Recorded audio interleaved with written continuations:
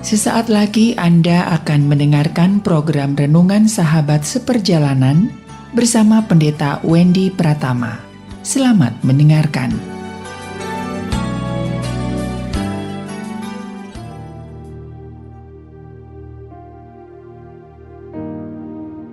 Selamat berjumpa kembali dalam layanan audio Sahabat Seperjalanan.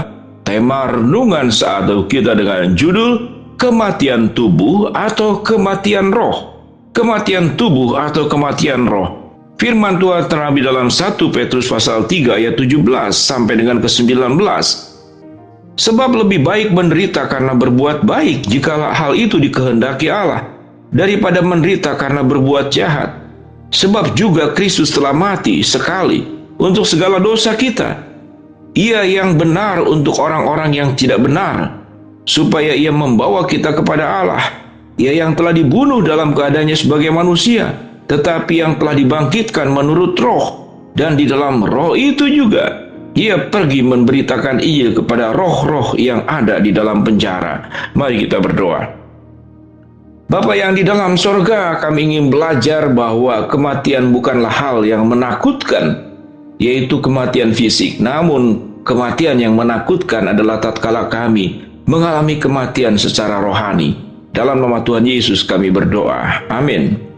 Shalom sahabat seperjalanan yang dikasihi Tuhan. Tema kita belajar tentang kematian tubuh atau kematian roh atau kematian rohani.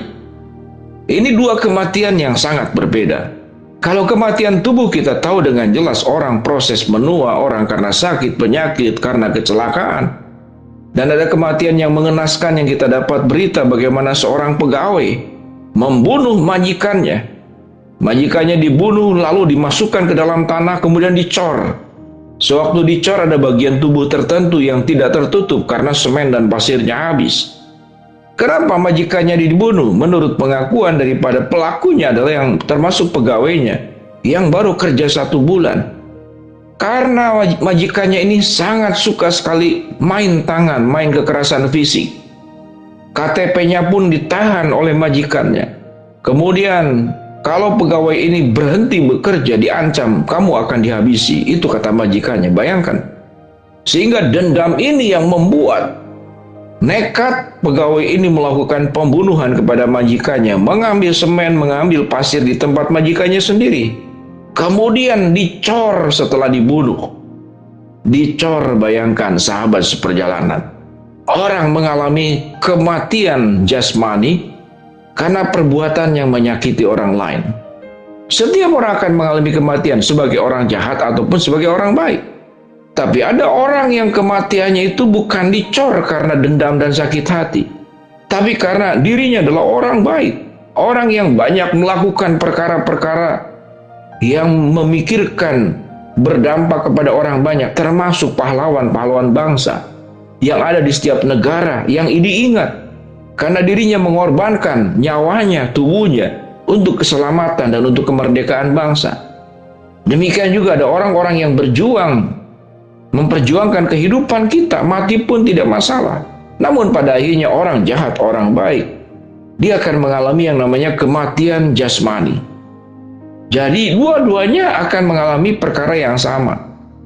Tidak tentu bahwa orang yang baik berumur panjang, tidak tentu. Lalu orang jahat pasti berumur pendek, tidak tentu. Jadi kematian jasmani adalah bagian yang menjadi rahasia Allah, misteri yang kita tidak pahami. Tapi ada kematian kedua, yaitu kematian roh. Dan itu yang firman Tuhan katakan yang kita baca pada bagian tadi. Sebab Kristus juga telah mati sekali untuk segala dosa kita. Ia yang benar untuk orang-orang yang tidak benar, supaya ia membawa kepada Allah. Ia yang telah dibunuh dalam keadaannya sebagai manusia, tetapi yang telah dibangkitkan menurut roh. Apa yang dilakukan oleh Yesus, dan di dalam roh itu juga ia, Yesus, pergi memberitakan Injil kepada roh-roh yang di dalam penjara, yaitu kepada roh-roh mereka yang dahulu pada masa Nuh tidak taat kepada Allah, ketika Allah telah menanti dengan sabar waktu Nuh sedang mempersiapkan baterainya, di mana hanya sedikit, yaitu 8 orang yang diselamatkan oleh air bah itu. Sahabat seperjalanan, kalau memberitakan kebaikan kepada dunia roh, itu adalah bisa dilakukan hanya oleh Kristus, tidak oleh kita. Dengan demikian apa yang kita pelajari? Banyak orang itu lebih takut kematian jasmani. Begitu menakutkan kematian jasmani. Begitu menakutkan. Tetapi hanya orang yang sedikit peduli kepada kematian roh atau kematian rohani. Apa yang dimaksud dengan kematian jasmani? Terputusnya hubungan kita dengan dunia ini. Tetapi kalau kematian rohani, terputusnya hubungan kita dengan Tuhan. Mana yang lebih berbahaya, terputus hidup dari dunia ini atau terputus hidup kita dari Tuhan? Kalau terputus hidup dari dunia ini, kita tidak terputus dengan Tuhan, maka Tuhan bisa bangkitkan kita. Itu yang sudah dijanjikan oleh Kristus. Sewaktu engkau percaya kepadaku, akulah kebangkitan dan hidup. Barang siapa yang percaya kepadaku, ia akan hidup walaupun ia sudah mati. Dan Tuhan akan bangkitkan, diberikan tubuh kebangkitan yang baru, yang melebihi indahnya daripada tubuh yang jasmani yang ada di dalam dunia ini.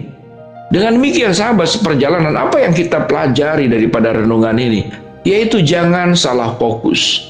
Jangan salah fokus, itu pelajaran pertama. Biarlah kita berjuang yang terutama, jangan sampai roh kita yang mati, jangan sampai rohani kita yang mati. Jangan sampai kita putus hubungan dengan Tuhan. Kita berjuang agar kita tidak putus hubungan dengan dunia ini. Oleh sebab itu kita berdoa setiap kali ulang tahun, didoakan ingin panjang umur, ingin selalu sehat.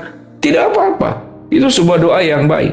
Namun ada hal yang jauh lebih penting yang kita harus perjuangkan. Jangan sampai kehidupan rohani kita yang mati. Jangan sampai hidup kita yang terputus dari Tuhan. Kalau terputus dari dunia ini mengalami kematian fisik. Kalau terputus hubungan dengan Tuhan mengalami kematian rohani. Sehingga dengan demikian kita lihat di dalam ayat yang berikut, bagaimana roh itu, Kristus mengabarkan ini kepada roh-roh yang ada di mana? Di zaman Nabi Nuh. Yang hanya 8 orang saja yang diselamatkan, tapi sebagian besar yang lain itu tidak diselamatkan. Itu Kristus punya tugas, mengabarkan Injil kepada roh-roh yang memang saat ini tidak ada satu roh pun yang dibangkitkan karena menunggu kedatangan Kristus yang kedua kali. Bagian ini adalah bagian yang memang bisa menjadi perdebatan doktrinal. Namun kita tidak akan bahas lebih mendalam tentang hal ini. Namun satu perkara bahwa apa yang kita pelajari daripada kebenaran firman Allah ini. Kalau Kristus yang tidak perlu mengalami kematian secara fisik, Yesus mengambil rupa seorang hamba. Lahir menjadi manusia, mengalami penderitaan, mengalami penyiksaan, mengalami penyaliban. Mengalami jalan via dolorosa yang sedemikian luar biasa. Dalam rangka apa? Dalam rangka Tuhan yang tidak perlu mengalami kematian menjadi mengalami kematian karena mengambil rupa manusia di dalam diri Yesus Kristus, agar hidup kita tidak mengalami kematian secara roh dan kematian secara rohani. Bagaimana supaya kita tidak hidup mengalami kematian secara rohani? Jangan putus hubungan dengan Tuhan. Selalu dekat dengan dirinya, mendengarkan titah dan perintahnya, menjalankan semua apa yang diperintahkan, yang diinginkan, yang dikehendaki oleh Allah Bapa. Mengikut Kristus, tidak belok kiri, belok kanan, atau kadang ikut, kadang tidak. Maka kita tidak akan mengalami kematian rohani. Kita tidak akan mengalami kematian secara roh. Tapi kita akan terus mengalami berkat-berkat Allah, hidup dalam kebenaran, hidup dalam kekudusan, hidup di dalam kemuliaan Kristus yang ada pada diri kita. Mari sahabat seperjalanan, kita berjuang agar kita tidak mengalami kematian secara jasmani. Tapi berjuanglah untuk hal yang lebih penting. Jangan sampai kita mengalami kematian roh, kematian rohani. Kita berdoa. Bapa dalam surga, terima kasih buat kebenaran firman Tuhan yang sudah kami pelajari. Hamba-Mu berdoa buat sahabat seperjalanan yang sedang sakit, Tuhan jamah sembuhkan. Sahabat seperjalanan yang sedang menghadapi masalah, Tuhan bukakan jalan. Sahabat seperjalanan yang sedang berdoa mengharapkan sesuatu, Tuhan kabulkan sesuai dengan waktu, rencana, dan kehendak-Mu. Dalam nama Tuhan Yesus, kami berdoa. Amin.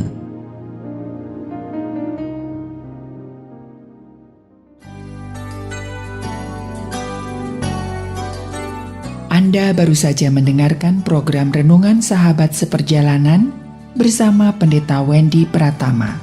Terima kasih atas perhatian Anda. Tuhan Yesus memberkati.